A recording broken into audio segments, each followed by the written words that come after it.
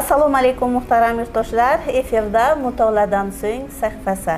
Suhbatdoshimiz Shofirkon tumanidagi 49-umumta'lim maktabining ona tili va adabiyoti fani o'qituvchisi Maftunaxon Hasanova bo'ladilar. Maftuna, assalomu alaykum. Assalomu alaykum. Aytingchi, mana hozirgi kunda mana shofirkonlik yoshlarning mutolaaga o'sha qarashlari qanday? Bugungi kunda kitob mutolaasiga beriladigan prezidentimiz tomonidan beriladigan e'tibor anchayin kuchayganligi tufayli yoshlar o'rtasida kitobxonlikka bo'lgan mehr, kitob o'qishga bo'lgan ishtiyoq ancha kuchayganini sezishimiz mumkin. Buni o'quvchilarim misolida ham ko'rib sizga shuni aniq ayta olishim mumkin. Demak, siz faoliyat olib borayotgan maktabda o'sha o'quvchi yoshlar ko'pchiligini tashkil etadi. Ha, juda ham ko'pchilik. Ularni kutubxonaga qatnash jarayoni, kitob o'qishga bo'lgan ishtiyoqi, bir-biri bilan suhbati, mana qahramonlarni bir-biri bilan tahlil qilish jarayonini ko'rib odam o'zida quvonch sezadi. Yoshlarimizda demak kitobga bo'lgan ishtiyoq hali o'lmagan, hali ham odamda o'sha odamga kuch beradigan haqiqiy asarlar tirik ekanligini o'quvchilar misolida ko'ramiz. Maftunaxon, mana nutqingizdan ham ma'lumki, demak siz ham juda ham ko'p kitoblar mutolaa qilgansiz. Aytingchi, bugun siz bizning yurtdoshlarimizga qaysi kitobni o'qishni tavsiya etmoqchisiz? Bugungi kunda eng oxirgi kuni kecha o'qib yakunlagan asarim Chingiz Aytmatovning Yuzma-yuz asari haqida o'z fikrlarimni bildirib o'tmoqchiman. Bunda yuzma-yuz asari, asar nomi aynan nimaga yuzma-yuz deb nomlangan, buni asarni boshidanoq sezish qiyin. Uni o'qib borgan sari o'quvchi goh g'azablanib, goh quvonchga to'lib, goh o'sha qahramonga, Ismoilga ba'zida rahmi kelib, oxirida esa jahli chiqib, eng oxirida o'sha nima uchun yuzma-yuz ekanligini, ijodkorning maqsadi nega bunday ekanligini anglab olish mumkin. O'zini o'sha turmush o'rtog'i Saida bilan birgalikda ko'zi ko'ziga, yuzi yuziga tushganda shunda anglab olamizki, nima uchun asar bunday nomlanganini. Shunday. Demak, mana shu asar syujetlariga keladigan bo'lsak, qaysi mana shu asardagi bir uchrashuvlar, suhbatlar, o'sha qahramonlarning so'zlari sizning qalbingizdan chuqur o'rin olgan? Menga eng shu asardan ma'qul bo'lgan obraz sifatida Saidani ayta olishim mumkin. Bosh obraz o'zi ayol bo'lishiga qaramasdan haqiqiy erkaklar bajara olmaydigan yukni o'z zimmasiga olgan. Ham erkaklik vazifasi, ham onalik, ham kelinlik, ham ayollik vazifasini birdaniga eplab keta olgan obraz sifatida juda katta taassurot qoldirdi. Chunki o'sha urushdan qochgan erini nomini oqlash uchun, o'sha turmush o'rtog'ining nomini oqlash uchun bor kuch bilan harakat qildi. Unga qancha ma'lumot toshlari otildi, ering qochqin degan tamg'alar aytildi, lekin shunday bo'lsa ham hech narsaga e'tibor bermasdan to asar oxiriga qadar turmush o'rtog'ini himoya qildi. Boshqa yomon so'zlardan, yomon otliq bo'lishdan himoya qildi. Maftunaxon, mana Saidaning jahli qachon chiqdi? Mana u o'zining turmush o'rtog'ini himoya qilib keldi. To'g'ri. Yashirdi xalqdan, lekin oxirgi daqiqalarda uni mana shu sirni oshkor qilishga u majbur bo'ldi.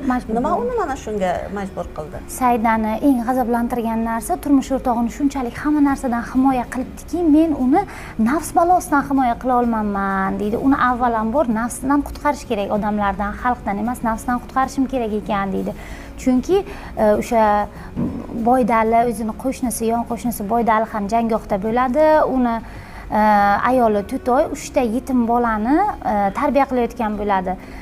Bitta sigiri bo'ladi. Bitta sigiri, o'zi bittagina sigiri bo'ladi. Tezroqgina o'sha bolalasaydi, biz uni sigirini ustiga yetib, og'zimiz oshga yetib, maza qilib sut ichardik deb o'sha o'rtancha o'g'li aytganidan bu ham duo qiladi, ey Xudoyim, shuni turmush o'rtog'i Boydali vafot etgan bo'ladi, lekin o'zi To'toy bundan bexabar bo'ladi. Hali oilasiga aytmaylik, ayolni tushkunlikka tushirmaylik deydi. Boydali vafot etganini eshitmagan bo'lsa ham tezroq shularga, farzandlariga rizq ber Allohim deb o'zini oilasi qolib, Saida qo'shnisi haqida qayg'urib ketadi. Lekin oxirida o'sha turmush o'rtog'idan, o'zini Ismoilidan, mening Ismoilim deydi, men hech kimga bermayman deydi. Ismoildan nafratlanishiga sabab bo'lgan narsa esa qo'shnisi To'toyning yagona qarab turgan sigirini o'g'irlab ketib, so'yib, go'shtini yana Saidaga keltirib, sen ye, ishing bo'lmasin, qayerdan olganimga deydi. Saida shunda sizmidiz deganda, ha nima ochdan o'lishim kerakmi, birovlar bilan meni nima ishim bor deydi. Ana shu yerga kelganda Saidani barcha mehri, turmush o'rtog'i bo'lgan sevgisi yer bilan chilparchin bo'ladi. Nafratga aylanadi hammasi.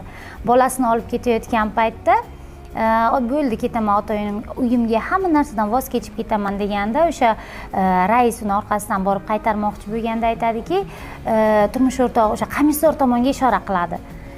Komissar tomonda shu yerda raisni otib qo'yadi Ismoil, keyin Saidani o'zi esa bundan battar yana g'azablanib, turmush o'rtog'ining nomardligidan g'azablanib, haqiqatan bolasini o'sha bag'riga bosgancha turmush o'rtog'i tomonga yuzma-yuz boradi.